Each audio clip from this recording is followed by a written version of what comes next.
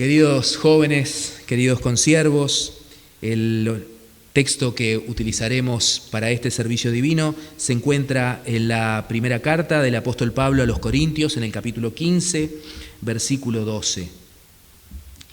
Pero si se predica de Cristo, que resucitó de los muertos, ¿cómo dicen algunos entre vosotros que no hay resurrección de los muertos? Hasta aquí.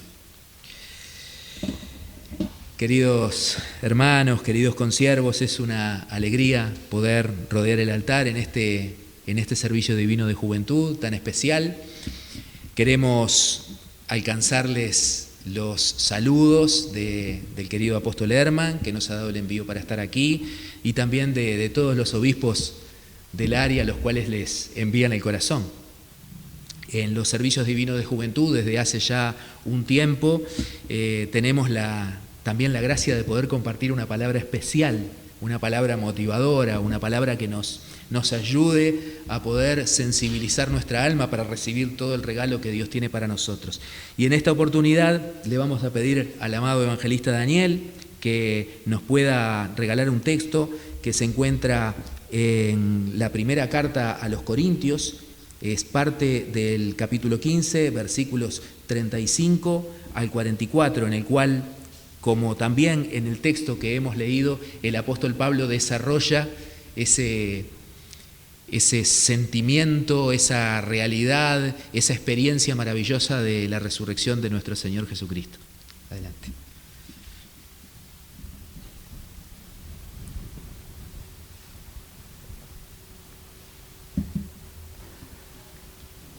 Pero dirá alguno, ¿cómo resucitarán los muertos?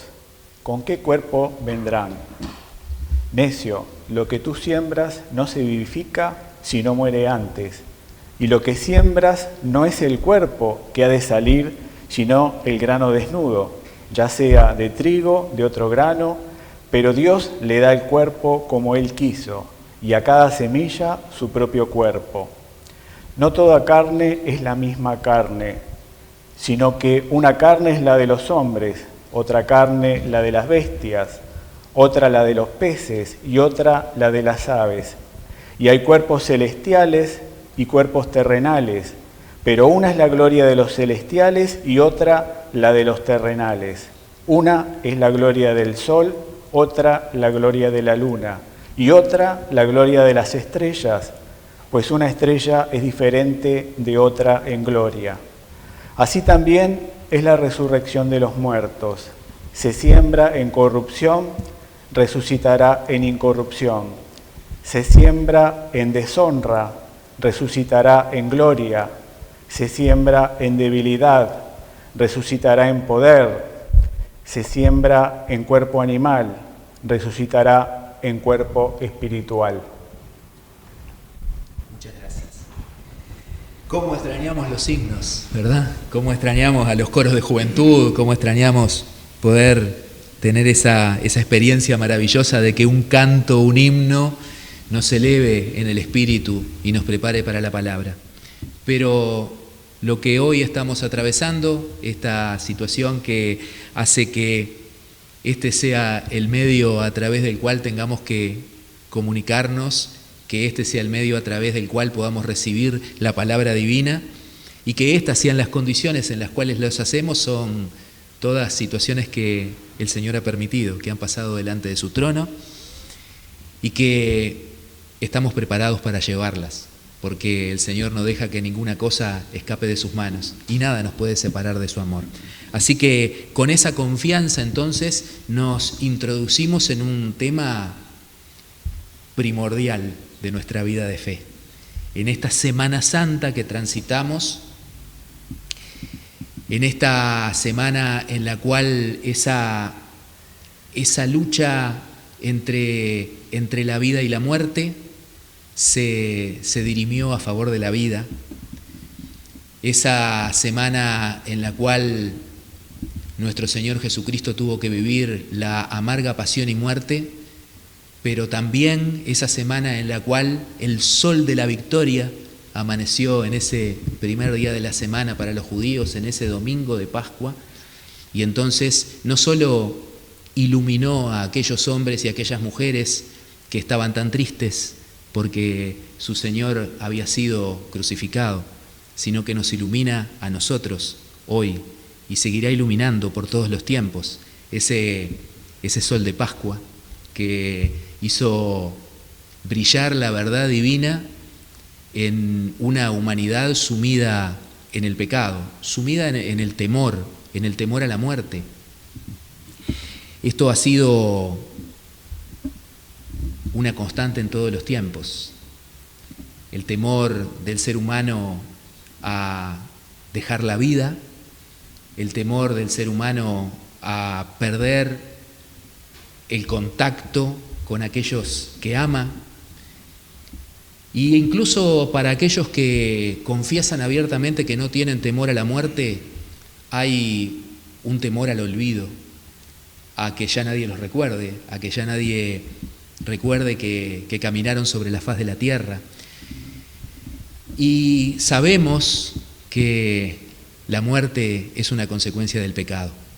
Sabemos que entonces ese temor a la muerte ha esclavizado a la humanidad desde siempre y también lo sigue haciendo. Pero en la carta a los Hebreos, el autor de esta carta menciona esa proeza de nuestro Señor Jesucristo como el medio a través del cual fuimos liberados de ese temor. Dice en el capítulo 2, versículos 14 y 15, así que, por cuanto los hijos participaron de carne y sangre, Él también participó de lo mismo, está hablando de nuestro Señor Jesucristo, para destruir por medio de la muerte al que tenía el imperio de la muerte, esto es al diablo, y librar a todos los que por temor a la muerte estaban durante toda la vida sujetos a servidumbre. Qué maravillosas palabras, porque si hay un temor que es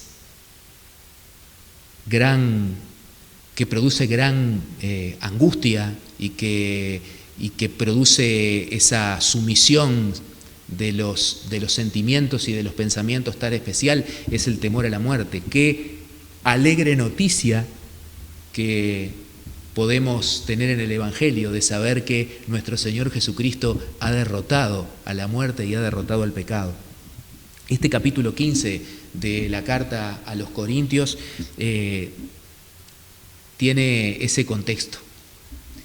El apóstol le escribía a una comunidad que él había fundado, una comunidad que estaba en Grecia, cerca de Atenas, que tenía una gran tradición, podríamos decir, de la cultura griega. Y allí entonces los hombres y las mujeres que conformaban esa comunidad del pueblo no judío, de los gentiles, podían creer en la inmortalidad.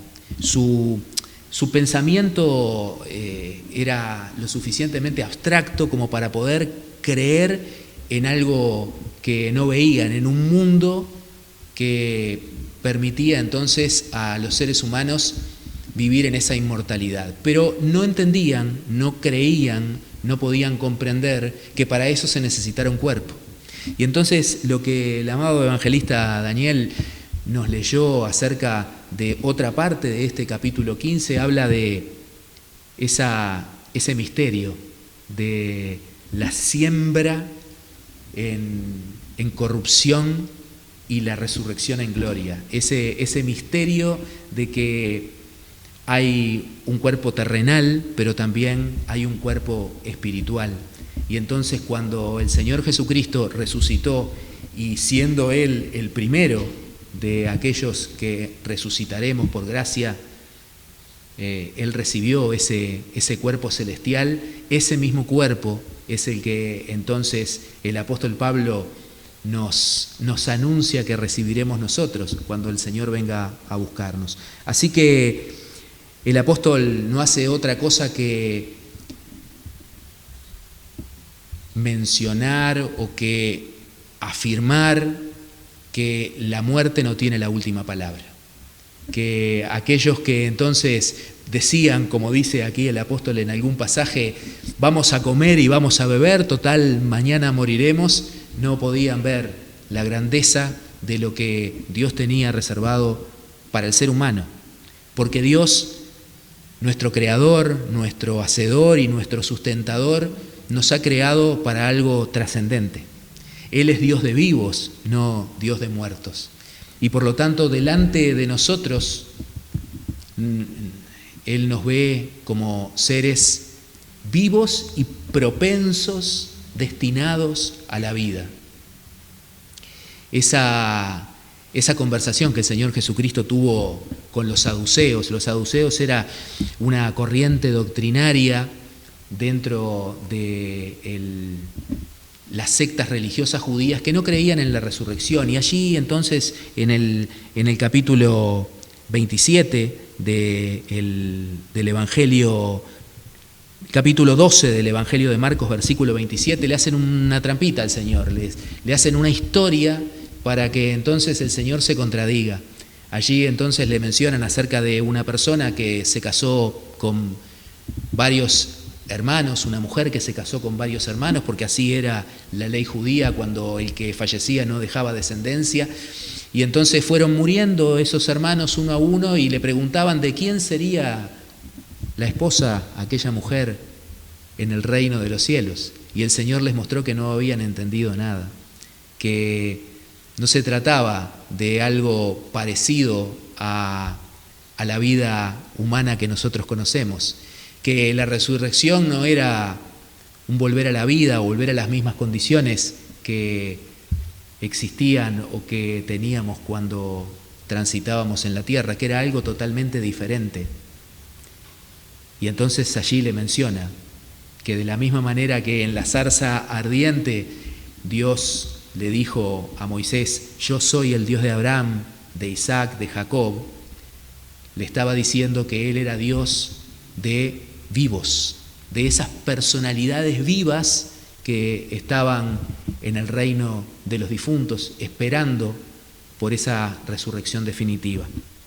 Así que este texto maravilloso nos habla de la resurrección, nos habla de la vida, nos habla de la esperanza, nos habla de que la muerte no tiene la última palabra, nos habla de que ese dicho que a veces nosotros escuchamos y que en estos días también lo hemos escuchado muchas veces, que dice todo tiene solución menos la muerte, también nuestro Señor Jesucristo nos demuestra que la muerte no tiene la última palabra. Él no fue retenido en esas cárceles de la muerte y no pudo ser retenido porque tuvo una vida libre de pecado. Así que la resurrección de nuestro Señor Jesucristo fue un hecho histórico porque sucedió en la historia, pero trasciende la historia. Va más allá de lo que en aquel momento aquellos seres humanos vivieron, experimentaron, se asombraron y tal vez no entendieron.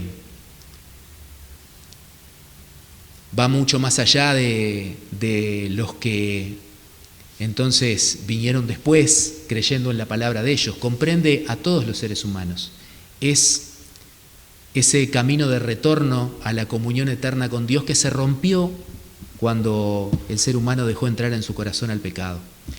Y cuando eso sucedió, el ofrecimiento de Satanás fue ser como dioses, prescindir de Dios, tomar un camino corto, hacer nuestra voluntad. Y el Señor Jesucristo demostró que ese no es el camino que nos lleva a la gloria. Por eso ese ofrecimiento del Señor Jesucristo en su Evangelio es un ofrecimiento de salvación. Hace poco nuestro apóstol mayor nos ha hecho llegar en estos momentos, podríamos decir, donde cada palabra para nosotros tiene tanto valor y cuenta tanto, nos ha hecho llegar esa palabra también acerca de lo que significa el ofrecimiento de salvación, pero lo que Dios espera que hagamos con ese ofrecimiento de salvación, que significa una tarea, un trabajo para nosotros.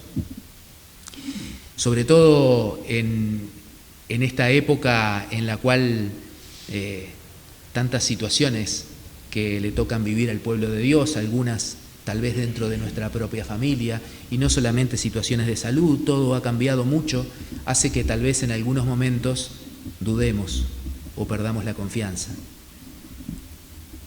Hoy nuestro Señor Jesucristo, con su resurrección, a través del Espíritu, nos dice que tengamos confianza, que no hay nada que se escape de sus manos, que todas las cosas a los que aman a Dios ayudan para bien y que nada puede separarnos de su amor. Esa resurrección del Señor Jesucristo fue para nosotros, de la misma manera que su muerte fue para nosotros. ¿Y qué quiere decir que Él murió por nosotros? Quiere decir que murió en nuestro lugar, que nosotros tendríamos que haber muerto en nuestros pecados, y que como quien cae en un pozo, en una ciénaga, donde por más que lucha y quiere desprenderse de ese fango, no hace otra cosa que hundirse, las posibilidades del ser humano frente al pecado no podían pasar de eso. Sin embargo, vino nuestro Señor Jesucristo, libre de pecado, en obediencia y en humildad, mostró a la humanidad cuál es el verdadero camino. Mostró a la humanidad que siguiéndolo a Él, entonces tenemos un camino, Él es el camino que nos lleva a Dios.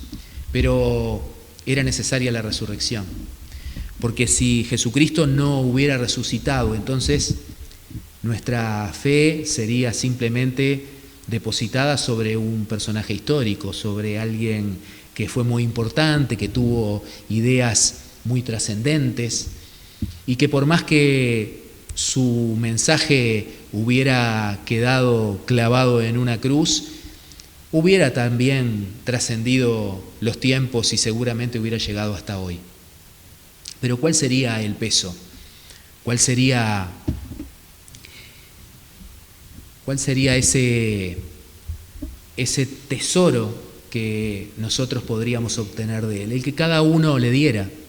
El valor que cada uno le diera a ese mensaje sería para él el valor subjetivo que tendría la doctrina de Cristo. Sin embargo, la resurrección hizo que entonces todo cambiara y que esa verdad que es el Señor Jesucristo fuera una verdad totalmente objetiva, que estuviera por encima de todos los pensamientos, de todas las doctrinas, de todos los tiempos.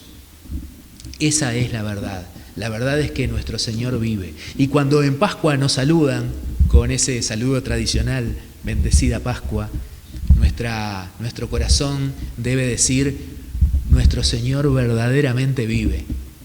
Y no solo eso, sino que nosotros también viviremos. Por eso no solamente la muerte del Señor fue para nosotros, también la resurrección. Y con la resurrección inauguró una nueva forma de ser humano. Una nueva forma de ser hombre, de ser mujer, ser como el Señor Jesucristo. Porque cuando el Señor Jesucristo ascendió al cielo, no dejó de ser humano. Si leemos allí en nuestro catecismo, donde habla de la ascensión, en la mitad de la página vamos a encontrar una frase que dice, con la ascensión, la naturaleza humana se incorporó definitivamente a la gloria divina. ¿Qué quiere decir eso?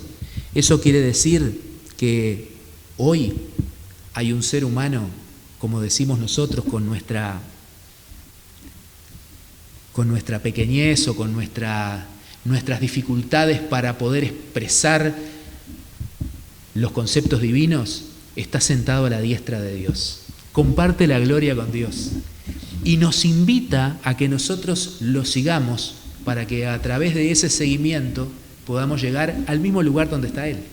Entonces ese presente del Señor Jesucristo que se desata, se despierta, se hace posible a través de la resurrección, es nuestro futuro.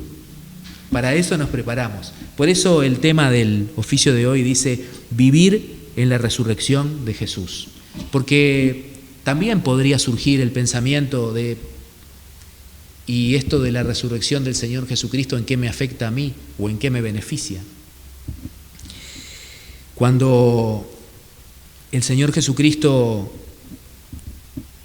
estaba allí a las puertas de la tumba de Lázaro, un amigo del Señor Jesucristo que el Señor resucitó o revivió, podríamos decir, para no utilizar el mismo término, porque Lázaro entonces volvió a la misma vida que tenía antes y luego tuvo que morir, como el hijo de la viuda de Naín o la hija de Jairo, que también fueron sucesos que cuenta la Escritura de resucitaciones que el Señor realizó.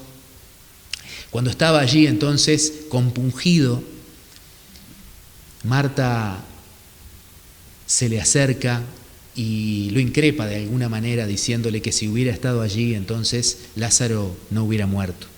Y el Señor le dice: yo soy la resurrección y la vida. ¿Crees esto? Esa pregunta también es para nosotros hoy. O aquella pregunta que los ángeles le hicieron a las mujeres delante del sepulcro, cuando le dijeron: ¿por qué buscan entre los muertos al que vive? ¿Buscamos entre nosotros también entre los muertos al Señor Jesucristo? ¿O realmente podemos experimentar que Él verdaderamente vive y que nos acompaña en cada momento y que tiene poder, el poder mediante el cual podemos ser salvos?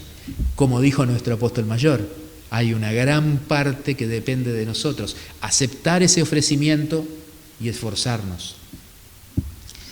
Cuando pensamos en ser como el Señor Jesucristo, tal vez temblamos un poco, porque conocemos la vida del Señor Jesucristo, la leemos en la Escritura, pero por sobre todas las cosas el Espíritu Santo, cada vez que rodeamos el altar, nos muestra su figura, nos dice cómo es, cómo piensa, cómo perdona, cómo ama, cómo siente, y hablamos en término presente porque nuestro Señor verdaderamente está vivo. Y entonces podemos pensar que esa perfección es inalcanzable para nosotros y que cualquier lucha para poder alcanzarla sería en vano. Pero el Señor también nos ha dado los medios de gracia y de salvación para que podamos hacerlo. Los sacramentos, el santo bautismo con agua y el bautismo de espíritu, el santo sellamiento, hacen que entonces una nueva vida haya nacido en nosotros. Dice el apóstol Pablo: ¿no sabéis que cuando fuisteis bautizados moriste con Cristo? Morimos al pecado. Le dijimos a Dios que estábamos dispuestos a hacer el mayor esfuerzo por renunciar al mal y por quedar fieles hasta el día del Señor. Y luego, cuando entonces un apóstol pudo colocar sus manos sobre nosotros y donarnos el Espíritu Santo por esa imposición de manos y esa oración, entonces esa nueva vida fue depositada en nosotros. Una nueva vida que sustituye a la anterior. Una nueva vida entonces que hace posible que por el impulso del Espíritu Santo, porque somos hijos de Dios y porque aquellos que aman a Dios todas las cosas ayudan para bien, podemos transitar el camino confiados, sabiendo que Él es nuestro mediador, que Él es nuestro intercesor, que nos entiende porque ha sufrido todas esas contradicciones en sí mismo que lo llevaron a la muerte. Dios no nos pide tanto a nosotros, pero nos pide que lo sigamos. ¿Y cómo es el Señor? ¿Qué es lo que hace el Señor? El Señor ama. Y allí entonces también le pudo enseñar a sus contemporáneos y nos enseña a nosotros hoy a través del Espíritu que el amor a Dios y el amor al prójimo son los mayores mandamientos. De eso, dice, depende toda la ley y los profetas. Por eso, cuando el Señor venga a buscarnos, seguramente no estará sobre el tapete cuántas obras hemos hecho, sino cuánto hemos amado. Poder practicar el amor y poder ejercitarnos en ese amor en estos tiempos, en los cuales a los que a Dios aman todas las cosas ayudan para bien, hace que podamos parecernos cada día más al Señor Jesucristo. Y el Señor Jesucristo también nos enseñó a buscar el reino de Dios y su justicia por sobre todas las cosas. ¿Y qué significa buscar el reino de Dios? Que Dios reine en nuestros corazones. El apóstol Pablo, en la carta a los Romanos, en el capítulo 4, en el capítulo 6, dice: no reine el pecado en vuestros corazones. En el último servicio divino para la juventud se hablaba de un cambio de dominio. ¿A quién pertenecemos? ¿Pertenecemos a nuestro Señor Jesucristo o pertenecemos a su enemigo? Por eso, entonces, Dios dice, bueno, buscad el reino de Dios y su justicia, y entonces todas las demás cosas que nos angustian, que nos preocupan, que son necesarias para nuestra vida y para las cuales nos esforzamos tanto, también entonces podrán ser añadidas. Y el Señor Jesucristo festejó la Santa Cena en comunión con los apóstoles. Y vaya que nosotros estamos atravesando un tiempo en el cual añoramos participar de la Santa Cena. Qué poder también tiene esta palabra hoy para nosotros.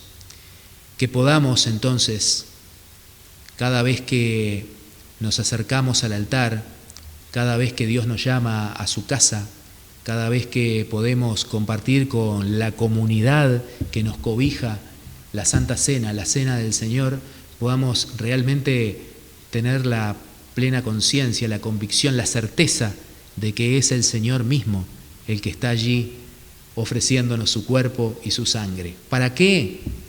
No como un ritual, no como algo que está allí porque la liturgia lo indica, sino que es absolutamente necesario para nuestra vida. Porque no queremos ser imitadores de Cristo.